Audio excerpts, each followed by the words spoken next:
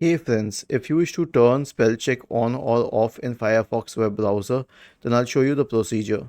So open Firefox, click on the hamburger symbol here, select settings and then use the word spell in the search bar. Okay.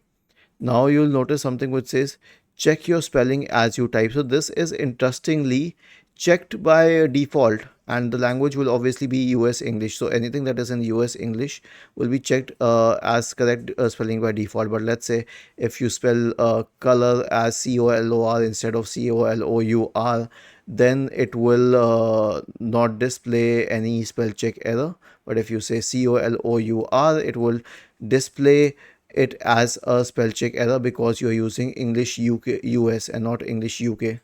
So if you wish to disable it, then you can simply uncheck it. And if you want to enable spell check, then simply check it. You don't need to click on save or anything, or merely checking the option will change the will toggle the policy. Was this helpful?